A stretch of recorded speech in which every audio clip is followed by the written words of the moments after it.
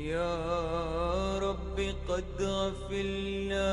Begini pada ayat 24 masih lagi cerita tentang surah Al-Insan ni. Panjang cerita surah Al-Insan ini, sampailah cerita macam mana balasan nikmat-nikmat itu. Nikmat syurga yang tak terhitung banyaknya dengan pelayan-pelayan syurga yang kita dah cerita. Ada wildan, ada anak-anak syurga. Siapakah mereka tu kita dah bahaskan dahulu. Anak-anak pelayan-pelayan syurga ini ada dipanggil pakaian-pakaian sutera yang tebal, sutera yang nipis. Dan antara sebab turun ayat ini disebutkan dalam satu riwayah, sebab apa cerita Allah beri balasan syurga kepada orang sabar ni. Ceritanya satu hari datang seorang lelaki Habsyah, orang kulit hitam ni. Habsyah, Ethiopia. Ethiopian dia orang Ethiopia, Habsyah. Dia jumpa Rasulullah, dia kata, "Ya Rasulullah, ceritakan pada saya macam mana nikmat syurga." Sayyidina Umar Al-Khattab marah, "Laki-laki ni jangan kamu nak susahkan Rasulullah dengan soalan-soalan macam ni." Lalu Nabi kata, "Da'hu ya Ibn Al-Khattab, biarkanlah dia tanya, wahai anak Al-Khattab, biar dia tanya." Maka Allah turunkan balasan-balasan yang nikmat dalam syurga Allah ini dipanggil nikmat al-jaza ini. Nikmat balasan. Allah cerita dalam syurga ni ada macam-macam balasan. Laki-laki ni tuan-tuan, dia menghayati tiap-tiap ayat Quran itu. Dia rasa punya gembira, dia seronok, dia menjerit sehingga tercabut nyawa dia. Inilah kata para ulama bagaimana orang menghayati Quran ni sampai dia tercabut nyawa. Punyalah nikmat dia bila dia meninggal kerana melihat nikmat besar dalam syurga Allah. Sabda Rasulullah sallallahu alaihi wasallam, tercabut nyawanya kerana terlalu merindukan syurga tu. Sebab tu tak boleh cerita banyak syurga kan meninggal pula tuan-tuan ni kan. Tinggal saya seorang ceramah ni kan. Jadi cerita sikit-sikit Baik, taib. Itu kisah dahulu macam mana nikmat dalam syurga. Kisah seterusnya, Allah Ta'ala menyebutkan, "Inna nahnu nazzalna alaikal qur'ana tanzila." Sesungguhnya kami turunkan Quran. Sebelum nak sambung ayat ini, Allah Ta'ala sebut sesungguhnya kami yang turunkan Quran itu beransur-ansur. Dan ayat ini kita dah bincang dahulu bahawa Quran ini bukan tulisan rekaan ciptaan Nabi Muhammad sallallahu alaihi wasallam sebagaimana tuduhan-tuduhan jahat golongan-golongan musuh Islam, orientalis dan seumpama. Ini pendirian kita ni orang Islam ni, jangan ikut mereka ni, sama-sama ikut memang Quran ni ciptaan Muhammad. Allah dah tegaskan inna nahnu. Kalau ngaji bahasa Arab tu inna tu dia panggil taukid, sungguh-sungguh. Kami, sebut lagi, kami yang turunkan. Dua kali sebut kami tu. Tak percaya juga Allah turun Quran. Ini Muhammad yang buat. Padahal dia kata dia Islam. Sebab itu Islam ni ada rukun. Rukun Islam, rukun iman. Iman ni makna percayakan Allah ni. Allah dah sebut kami yang turunkan Quran itu. Maka bila Allah menyebutkan kami turunkan Quran, dalam ayat-ayat yang lain Allah menceritakan tentang kemuliaan Al-Quran. Isi kandung Quran dah diterangkan apa yang ada dalam Quran. Pada ayat 24 ini Allah berfirman, "Fasbir." So be patient ya Muhammad. Saya lepas PKP ni tak pandai cakap Melayu Cakap putih be patient lah. Fasbir. Sabarlah olehmu wahai Muhammad. Sabar untuk apa? Li hukmi rabbik. Sabarlah olehmu untuk melaksanakan titah perintah hukum hakam Tuhan kamu. Wala tuti' minhum athiman. Jangan kamu ikut orang yang melakukan dosa. Wala au kafura.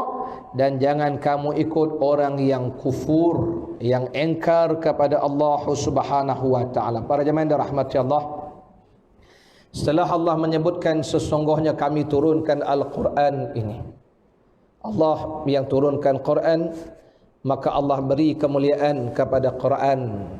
Maka itu Rasulullah bersabda, Quran ni mulia tak mulianya sabda Nabi. Allah Ta'ala muliakan Quran, sabda Nabi, innallaha yarfa'u bihadzal kitab aqwaman wa yadh'u bihi al-akharin. Nabi bersabda, sesungguhnya Allah Ta'ala angkat darjat manusia sebab Quran, dan Allah juga menghina manusia sebab Quran. Sebab tu kita kalau nak jadi mulia mesti bersama Quran.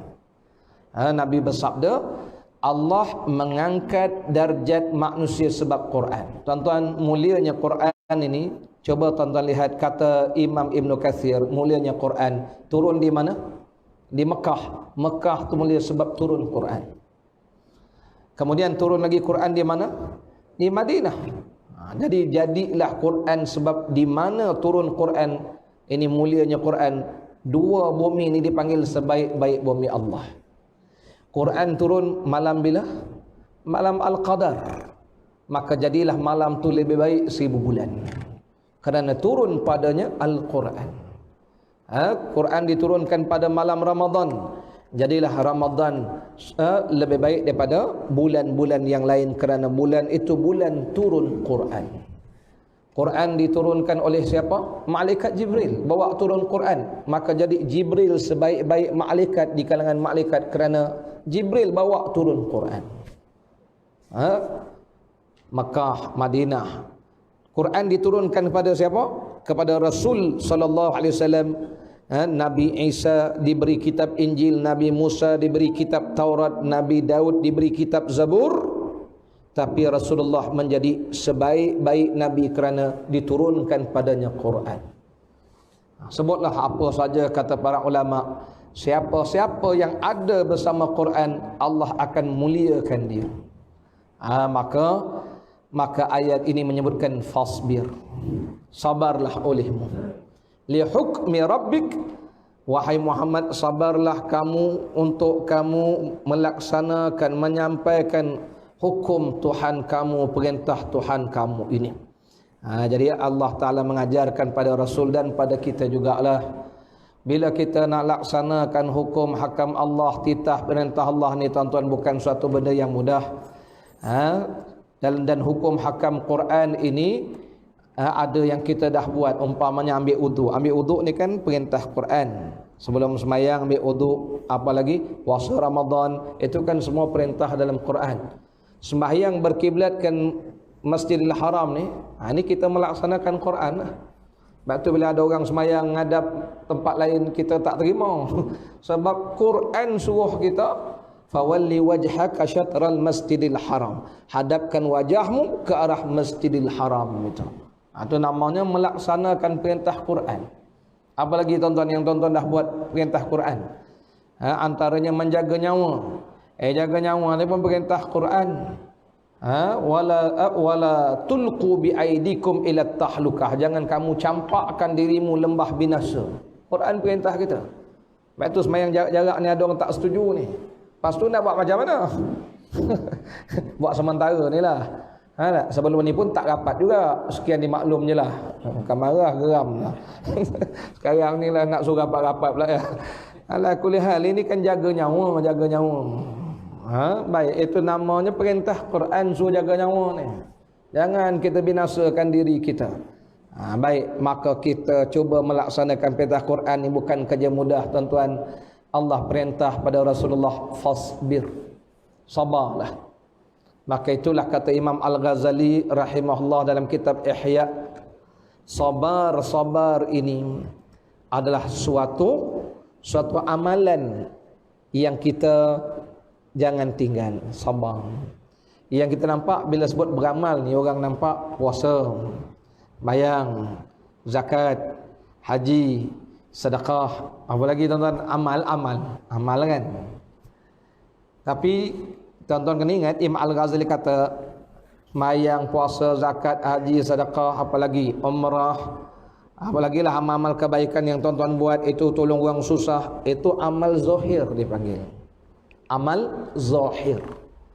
Ada satu amalan lagi yang besar namanya amal batin. Tuan-tuan jangan ingat tenaga jadi batin je. Amal pun ada amal batin. Amal batin ni tuan-tuan belajar dah. Redha, syukur, Sabar ni amal batin. Amal batin. Sebab amalan ni ada dua. Satu amal zahir, satu amal batin. Dan Imam Ghazali sebut, Allah berfirman dalam Quran, innama yuwaffas sabirun ajrahum bighairi hisab. Hanya saja disempurnakan balasan pada orang sabar ni. Orang sabar ni balasannya bighairi hisab.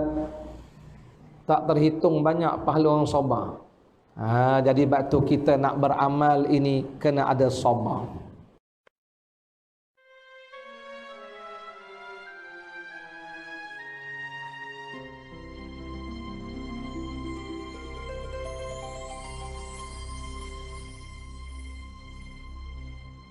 يا رب قد غفلنا